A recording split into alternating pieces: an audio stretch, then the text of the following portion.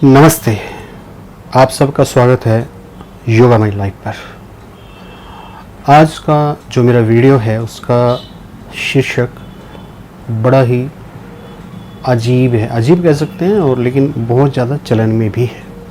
नशा, नशे की जो मारामारी है आज पूरे भारतवर्ष में फैल रही है, लेकिन मैं इसे एक अलग दृष्टिकोण से देखता हूँ और ये समझने की कोशिश करता हूँ कि ये जो नशा है ये है क्यों, कहाँ से आया है, क्यों पूरा का पूरा ज़माना नशे के पीछे भागता है।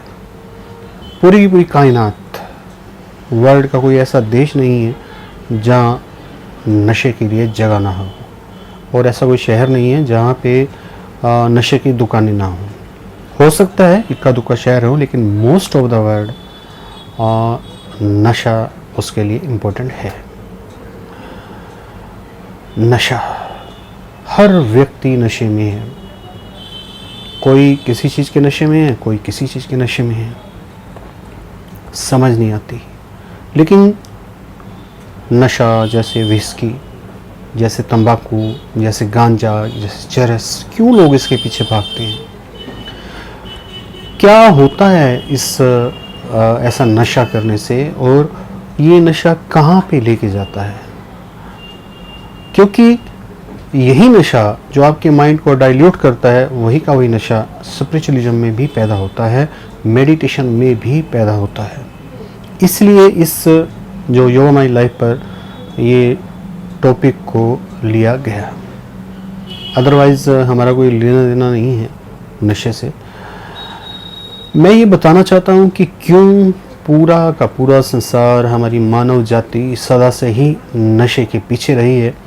और वेदों में भी सोमरस जैसी जो बूटी का के बारे में बताया जाता था कि एक सोम बूटी है जिससे माइंड जो है नशे में चला जाता है। लेकिन हम ये मानते हैं वो सोम बूटी कोई ऐसी जड़ी बूटी नहीं थी या कोई केमिकल नहीं था जिसकी हेल्प से कोई भी मेडिटेटर नशा कर पाता। हम ये मानते हैं कि वो मेडिटेशन ही थी, क्योंकि मेडिटेशन करते हुए व्यक्ति नशे से रूबरू होता ही है। एक नशे की दीवार उसके सामने आती है और उस नशे की दीवार को पार करना ही हर साधक का लक्ष्य होता है।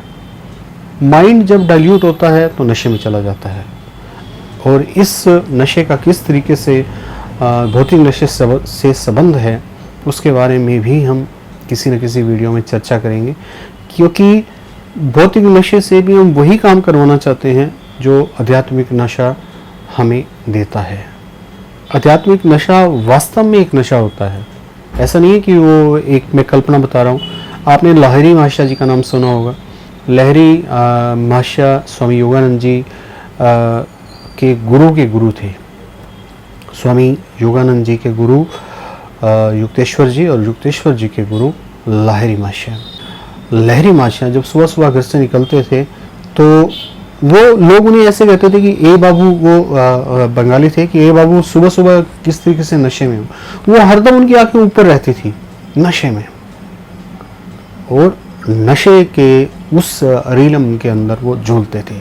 नशा पैदा करता है ध्यान, और वो नशा ही कनेक्टिविटी की वो अंतिम दीवार है जिसे साधक को फांद के पार करके जाना होता है उस पार। उस पार भी कोई दूर नहीं है, उस पार भी यहीं पे है, मेरे सामने उस पार भी है और इस पार भी है।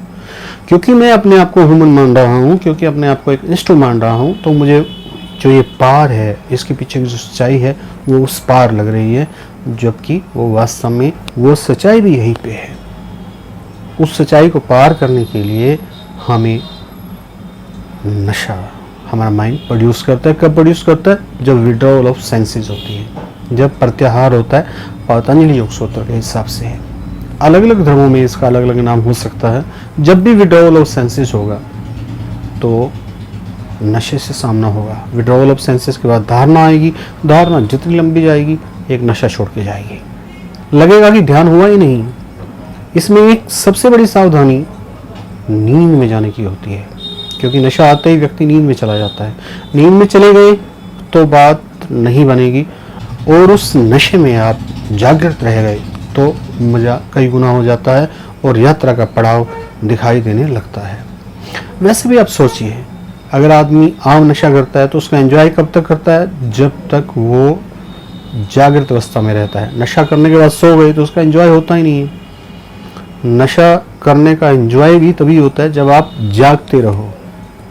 तो जो आध्यात्मिक नशा है उसको भी एंजॉय करने के लिए जागना पड़ता है और उसके उस पार जाने के लिए भी जागते रहना पड़ता है। सबसे बड़ी समस्या क्या होती है? सो जाना।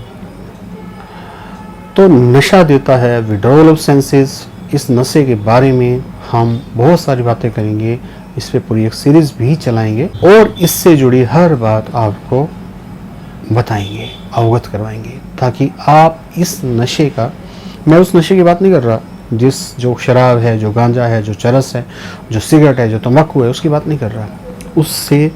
उसका एग्जाम्पल लेके समझाने की बात कर रहा हूँ। वो भी नशा है, ये भी नशा है, दोनों में एक रिलेशन भी है। उस पर भी हम एक वीडियो में चर्चा करेंगे। याद रखिए, इस नशे में जो संसारिक नशा है उसका रिलेशन आध्यात्मिक नशे से भी है, लेकिन इसका ये मतलब नहीं है कि हम संसारिक नशे वाली चीज़ें लेनी शुरू कर दें। आध्यात्मिक नशा जब पैदा होता है बहुत सारी चीज़ें हमें देकर जाता है। आज के लिए इतना ही। वीडियो देखने के लिए बहुत बहुत धन्यवाद। आपका दिन मंगलमय हो। इस सीरीज को आगे बढ़ाएंगे, बड़ी इंटरेस्टिंग बातें आपको नशे से जुड़ी हुई आपके साथ शेयर करेंगे। Thank you very much. शुक्रिया समय देने के लिए।